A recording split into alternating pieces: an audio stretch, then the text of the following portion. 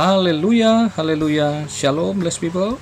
Kiranya berkat dan damai sejahtera Allah menjadi bagian kita sepanjang hari ini. Bersama saya, Pendeta Theodorus dari channel Rumah Berkat, House of Blessing. Tema kita hari ini adalah doa, renungan, dan harapan dalam menghadapi kesulitan hidup. Firman Tuhan terambil dari Mazmur 143 ayat 1 dan 2. Mari kita baca bersama firman Tuhan. Mazmur Daud.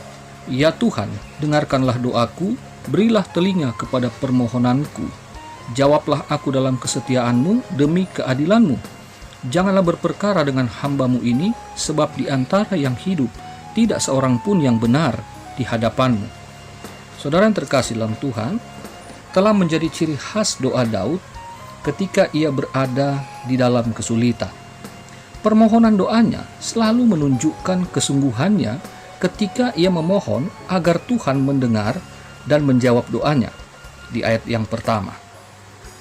Saudara, Daud merasa bahwa Tuhan tidak menjawab doanya dan tidak menolong, mungkin karena dosa-dosanya. Namun perasaan ini cepat ditepiskan dengan kesadaran penuh bahwa tidak seorang pun yang benar di hadapan Tuhan dan tidak seorang pun yang layak untuk memohon kepadanya. Ini terdapat di ayat yang kedua. Nah, saudara dapat membandingkannya dengan surat Roma pasal 3 ayat 23 sampai 24 bahwa karena semua orang telah berbuat dosa dan telah kehilangan kemuliaan Allah. Namun, kasih karunia Tuhan Yesus telah membenarkan kita. Jadi saudara, kalau kita berdoa, kita selalu terintimidasi oleh dosa masa lalu, maka itu adalah suara yang tidak benar. Saudara harus tepiskan itu dengan berpegang pada firman Tuhan, bahwa saudara hari ini telah menjadi anak Tuhan dan dosa di masa lalu telah dilupakan oleh Tuhan karena Ia telah mengampuninya ketika saudara mengakui dosa di dalam nama Tuhan Yesus Kristus. Saudara percaya. Nah, saudara yang terkasih, jadi kita dengan bebas boleh berdoa. Kita boleh memohon kepada Allah Bapa kita di sorga. Amin, saudara. Nah, kembali ke firman Tuhan. Musuh-musuhnya ini telah membuat Daud merasa tidak berdaya, merasa tercampak, ia merasa letih lesu dan frustasi, saudara. Daud menjadi patah semangat di ayat yang ketiga dan ayat yang keempat. Dan dalam keterpurukannya itu, Daud kemudian mengingat masa lalunya. Ia kemudian merenungkan segala pekerjaan Tuhan dan memikirkan perbuatan tangan Tuhan dalam hidupnya selama ini. Di ayat yang kelima. Nah, saudara, ketika Daud mengingat dan merenungkan segala pekerjaan dan perbuatan Tuhan sebelumnya itu, maka batinnya kembali diperbarui dan jiwanya mengalami pemulihan. Lalu ia kembali bersemangat di dalam doanya. Ayat yang ketujuh. Iman Daud ini kembali diteguhkan dan harapannya akan masa depan itu kembali bersemi setelah terjadi pemulihan, setelah terjadi pembaruan. Itu terdapat di ayat yang ke-8 dan ayat yang ke-9. Jadi Daud kembali berharap pada kasih setia dan jalan Tuhan. Dan hanya kepada Tuhanlah ia berteduh. Daud percaya Tuhan akan melepaskannya dari para musuh. Nah, saudara yang terkasih, ini bisa saja terjadi dan mungkin sedang terjadi dalam hidup saudara.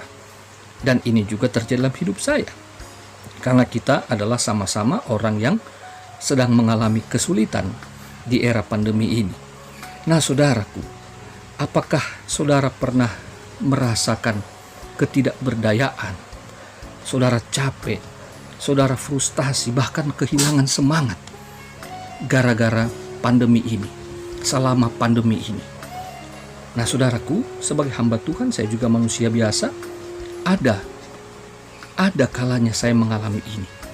Tetapi saudaraku, belajar dari firman ini, belajar dari pengalaman dan doa Daud yang kita baca hari ini, maka saya kemudian setiap saya mengalami kelemahan, ketika saya sudah mulai ada rasa frustasi, ada keputusasaan, semangat mulai pudar, maka kembali saya duduk di hadapan Tuhan. Ketika saya berdoa, saya merenung firman Tuhan, bahwa firman Tuhan menceritakan tentang orang-orang yang hidup di masa lalu. Mereka juga mengalami hal-hal yang sangat sulit. Mereka menghadapi banyak masalah, musuh-musuhnya banyak, tetapi kemudian mereka menemukan harapan di dalam kesulitan itu ketika mereka merenung. Nah, jadi saya merenungkan tokoh-tokoh Alkitab di masa lalu.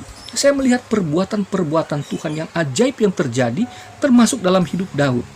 Nah, kemudian itu saya refleksikan ke dalam perenungan pribadi saya. Dan saya kemudian mulai mengingat masa lalu saya yang kelam. Bagaimana Tuhan menolong saya, Dia mengambil saya dari tempat yang gelap dan penuh dosa. Dia ampuni saya, lalu Dia mengutus saya untuk menjadi hambanya. Saya pergi ke sekolah Alkitab, kemudian saya dapat melayani sebagai hambanya sampai hari ini. Nah, kemudian saya mengingat juga perjalanan-perjalanan saya. Dari kecil, berkali-kali saya nyaris mati, tetapi sampai sekarang hidup karena saya dapat bersaksi. Saya mengingat bagaimana kesulitan-kesulitan di dalam pelayanan, bahkan dalam kehidupan rumah tangga kami seringkali juga mengalami kekurangan, tetapi kami senantiasa tertolong tepat pada waktunya.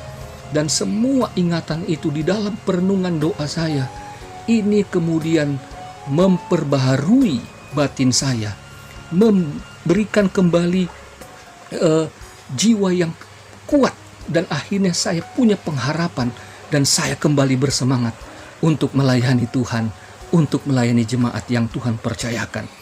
Saudaraku, iman kita akan diteguhkan justru karena kita mengalami kesulitan-kesulitan, dan ini kita dapat menghadapinya dengan cara yang sederhana, yaitu ketika kita berdoa, jangan hanya meminta-minta saja, tetapi mulai merenung bahwa ketika kita ingat di masa lalu Tuhan tolong, kita kan masih hidup di masa kini, berarti masa depan itu aman di dalam pengharapan kepada Kristus Yesus yang kita layani itu. Nah, saudaraku, bukankah firman Tuhan juga berkata bahwa Yesus Kristus itu tidak pernah berubah, dulu, sekarang, dan sampai selama-lamanya. Jadi saudaraku, kita saat ini memang sangat sulit dalam menghadapi kenyataan akibat COVID-19 ya. Tetapi kita tidak boleh kehilangan pengharapan. Di dalam doa, sekali lagi belajar merenung bahwa Tuhan tidak pernah berubah. Kasih setianya kekal.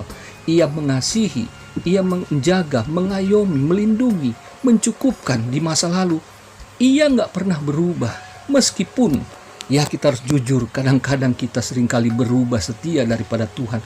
Tetapi Tuhan tidak pernah undur dan tidak pernah lelah untuk menolong kita, anak-anaknya. Amin, saudara.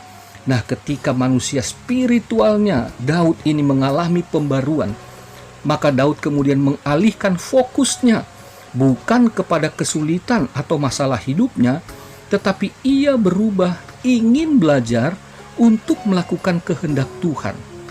Daud ingin dihidupkan oleh karena nama Tuhan dengan kesadaran penuh bahwa kesulitan-kesulitan dalam hidupnya selama ini adalah kehendak Allah yang harus ia lalui. Tidak bisa ia tolak karena ia hanya hambanya Tuhan. Di ayat 10-12. Demikian dengan saudara dan saya, kita tidak dapat menolak adanya pandemi ini. Dan kita sebagai orang beriman, kita percaya bahwa semua seizin Tuhan atas kehendaknya, berarti ada sesuatu yang akan Dia ajar kepada kita, atau yang sedang Ia ajarkan saat-saat ini, agar kita dapat memahami kehendaknya dalam hidup kita. Melalui apa yang terjadi hari-hari ini, kita harus belajar, dan di dalam kita belajar inilah diperlukan kedisiplinan, kesabaran, dan ketaatan yang penuh kepada Dia. Dan kita percaya bahwa dalam keadaan sesulit apapun, Allah tidak pernah berubah. Kasih setianya itu kekal bagi saudara dan saya. Selamat beraktivitas, tetaplah berdoa, dan tetap berharap. Selamat menjalankan tugas tanggung jawabmu di dalam anugerah dan berkat Tuhan. Sampai jumpa di vlog berikutnya. Mari kita berdoa. Ya Bapa di sorga, kami mengucap syukur atas firman-Mu pada hari ini. Kami mau belajar menghadapi situasi yang tersulit saat-saat ini, penuh dengan iman, penuh dengan keyakinan. Dan kami mau merenungkan firman Tuhan, dan kami mau merenungkan perbuatan-perbuatan Tuhan dalam hidup kami di masa lalu, agar kami mempunyai satu pengharapan yang baru, bahwa di dalam Engkau masa depan kami itu aman dan pasti akan tergenapi di dalam kasih karunia-Mu yang besar bagi kami. Bapa di sorga, berkati kesehatan kekuatan kami sepanjang hari ini. Kami mau beraktivitas di dalam kasih, di dalam tuntunan Roh Kudus-Mu. Biarlah kami dan keluarga kami diberkati untuk jadi berkat bagi orang lain. Berkati bangsa kami, berkati pemerintah kami, berkati gugus tugas dokter tenaga medis, berkati juga Tuhan kota kami dan lingkungan kami, serta sembuhkanlah mereka yang sedang sakit hari-hari ini karena COVID-19 atau penyakit-penyakit lain, di dalam nama Yesus.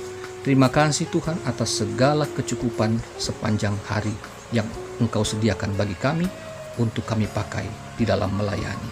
Dalam nama Yesus kami berdoa. Haleluya. Amin.